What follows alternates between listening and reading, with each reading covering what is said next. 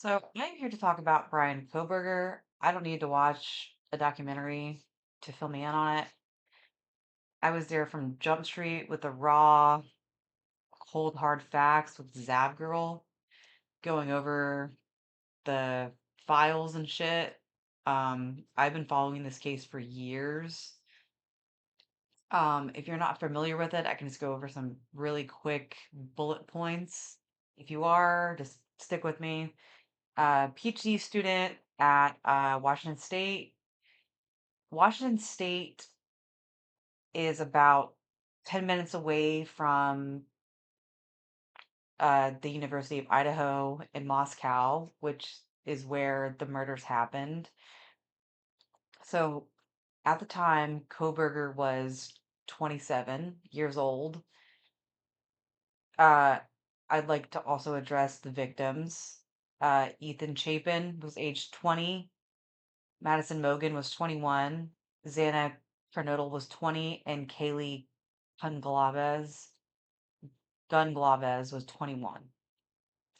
This is awful what happened.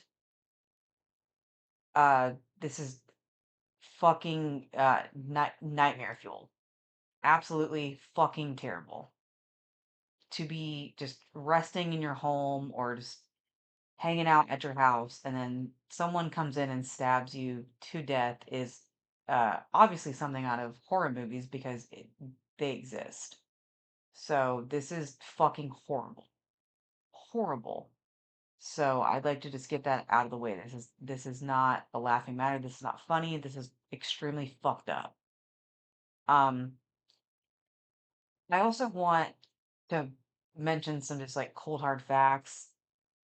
At the age of 27, this is not an unusual age for a college student, especially when you're pursuing a PhD.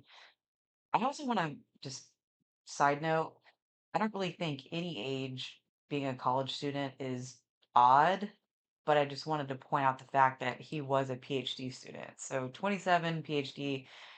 I also want to point out the fact that Bryan Kohberger, uh, he looked relatively young. I mean, he could have passed for younger 20s. So, um, if you aren't aware, the four students that I just mentioned earlier were killed in less than 20 minutes. So let that sink in for a second. Someone broke into a home and four separate people were stabbed to death in less than, I think it was actually 16 minutes. I think the timeline was Koberger entered the house, or whoever did it, not saying that it wasn't him, but whoever did it, around 4:04 a.m. and then exited around 4:20. Now, I also want to point out that someone ordered DoorDash. I don't know who it was. I think it was Xana. The DoorDasher dropped off food at 4 a.m. And then Koberger or whoever entered 4 minutes later. What are the fucking odds of that? Imagine being the DoorDasher during this police investigation, because there's like brain kills like that have seen these cars. God damn. So Koberger definitely interacted with the driver. 4 minutes is crazy. Now, you want to say something that I've been saying, and I think I even said this on Zagril's live. Because she brought me up on one of her podcasts. And now everyone is saying this now because he's like taking back his guilty verdict.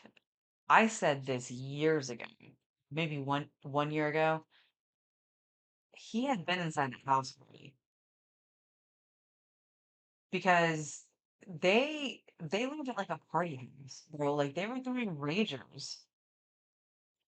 What makes you guys think that he didn't walk his happy ass up there and just start like partying? Again, he was 27.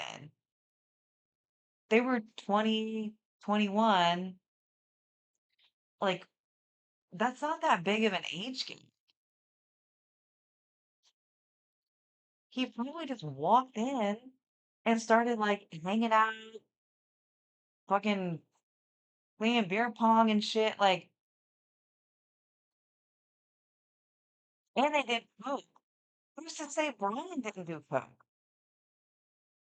Or he was maybe dealing drugs to the other kids that were living. Why is this such a weird thing to like wrap anyone's head around? He was so comfortable with the layout, and I know that he like drove around because I think it was said that he had his cell phone was pinged there, I think around 16 times. Yeah, that makes sense because I think that he may have been invited to a party there. I think that he had maybe made friends with a friend of a friend, maybe 4 degrees of separation, because you have to think Washington State and those places are not that far apart.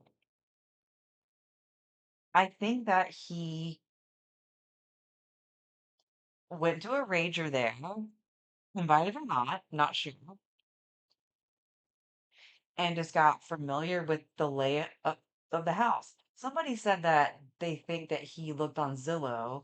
I think I think Zach Girl might have tried to pull up the Zillow, but it was, of course, after the crime, it was taken down. I'm not sure, but that's what I think. I think Bryan Kohberger, with his bold ass, walked in there and got the layout of the land and saw that sliding glass door, and I think he studied them. I think that he saw that they don't, oh, y'all don't lock that door, or that they were just all got all so fucked up. That's what I think. I think he absolutely knew his way in. Also, they had a dog. The fact that the dog didn't like bark or do anything. I also want to talk about the roommates, but that might just be a whole different, I don't know.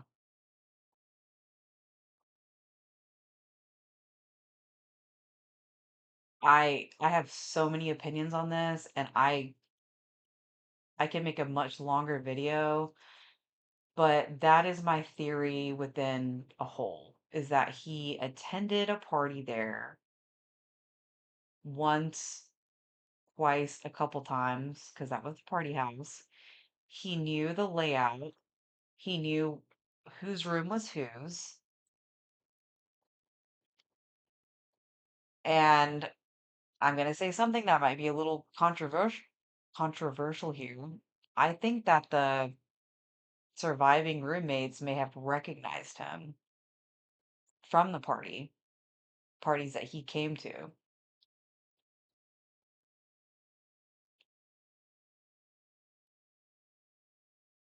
I don't know.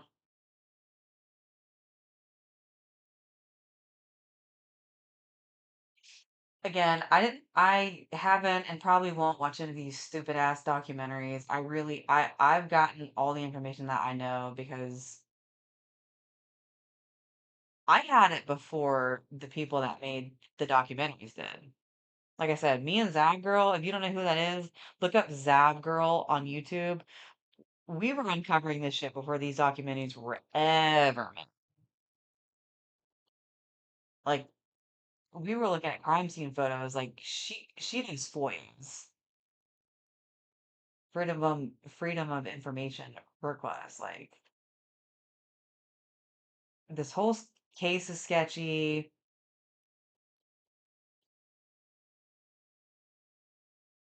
I really want to make a longer video, but I don't want to sit up here and rant, but that's my opinion on it. Let me know what you guys think.